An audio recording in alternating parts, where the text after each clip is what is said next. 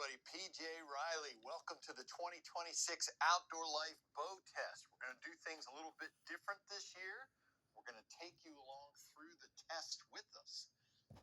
First, our members of our team. Alex Robinson we got over there. Connor Caulfield on the right. So, we put out the call to all the bow manufacturers. We got 7 bows in the test this year. Alex is shooting the Bowtech Alliance. Connor is shooting the Elite Varos. And then we have the Expedition Next Light 33. Hoyt Alpha AX 33. PSE Sicario, Darton Tritech 33, and the Matthews Arc 34. So, we're going to put these through the test, through the paces. You can see we're shooting for groups here, testing them at distance. We already shot them at 5 feet, just so we can get a feel for the draw cycle, post-shot feel, just the basics of shooting a bow. What I can tell you today, right now, before we get into it, it's going to be a tough test. There were none of the bows really, what I can say is, none of the bows were really bad in that part of it. I would say they were all good. We liked all of them. So we're thinking it's going to come down to the shooting here at distance to see what's going to separate. So let's get to the test. All right. So I am starting out here with the PSE Sicario. We wanted to call this one out just because it was ridiculously fast. I'm going to say this is 292. That's my guess. Seawolf. Not even close. Welcome to the blind side, Red Coach. So in our speed test, this bow is at 60 pounds. We're shooting 389 grain arrow, 389 grain arrow, 29 and a half inches. We got 300 feet per second. And that was 20 feet faster than the next closest bows. So this thing is just insanely fast. Probably the fastest bow we've ever had in the test. But it doesn't shoot like a speed bow. It's still got a decent draw cycle. It is stiffer than the others. We do notice that this one, it doesn't draw as smooth as the others. But that doesn't mean it's harsh. It's only got a 5-inch brace height. But if you can have a nice drawing bow and get 305 at 60 pounds, that's insane. What we're doing here is accuracy testing with all the bows. And we're shooting 5-shot groups at 50 yards. We're going to shoot 3 groups with each bow. And then each shooter averages, their groups with each bow. So we kind of get a relative accuracy score for each shooter for each bow. And what we find typically throughout this process is that there are a couple bows that everyone just shoots well, kind of regardless of preferences or shooting styles. Like relative to their own skill, there are a couple bows that rise to the top. So we'll see if that happens today. What bow are you shooting right now?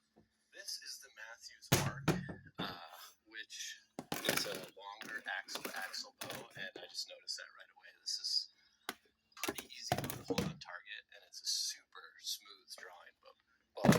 So for for a kind of more intermediate shooter like me, having a super smooth drawing bow is just kind of nicer when you get to full draw. It's like easier to settle on target. It kind of just reduces the whole anxiety of the shot to just have that smooth draw cycle. So I'm really enjoying shooting this bow. I just want to break down how we score these bows. Right now, everyone's working on accuracy testing, but we've already scored the bows for features, back wall, draw cycle, grip, and post shot. So how we do that is just really test the bow when you're going to a pro shop. We shoot them up close and really focus on each one of those aspects individually. And we score them 1 to 5. 5 being the best of the category, 1 being the worst of the category. Everyone shoots all the bows first before they even start scoring. And then what we'll do is we'll tally all the scores combined with accuracy and speed to get your winner. As switching my gear over from my Veros I was just shooting to my next light I'm going to shoot next, I just want accessories we're using for the accuracy testing here. So we have all Excel products. We have an Excel driver for the site, and then on the bars we have the Excel antler ridge, front and back bars.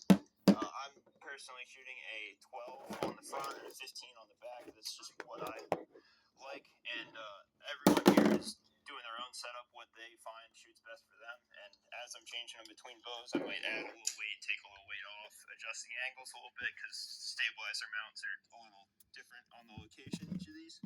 So just taking a few ends, then getting comfortable with the new setup, and then doing our accuracy tests.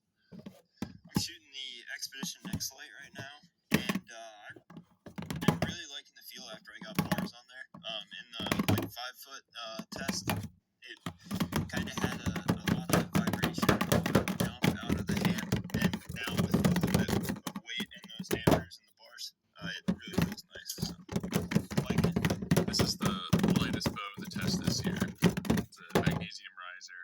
Weighs like 3.7 pounds with nothing on it.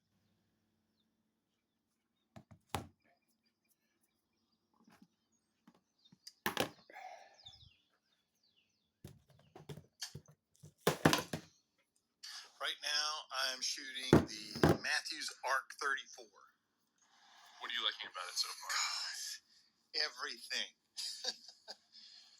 So the draw cycle on this, we have the Z mods on there. We should say that.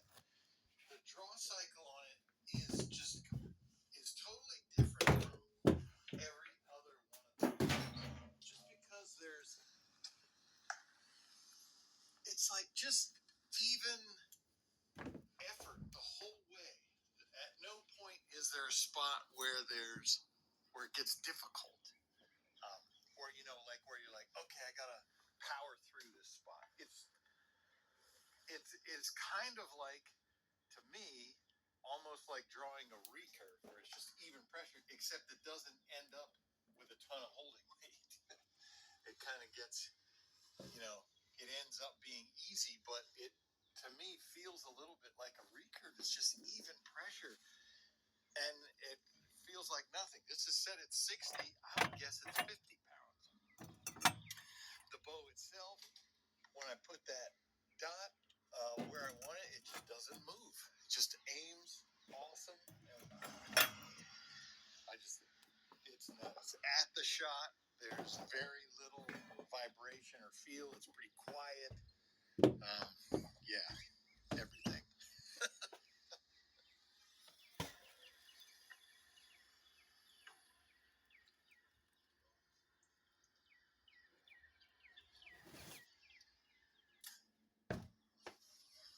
Aim a little low. Shooting the one you like the least. That's on you. I adjusted it.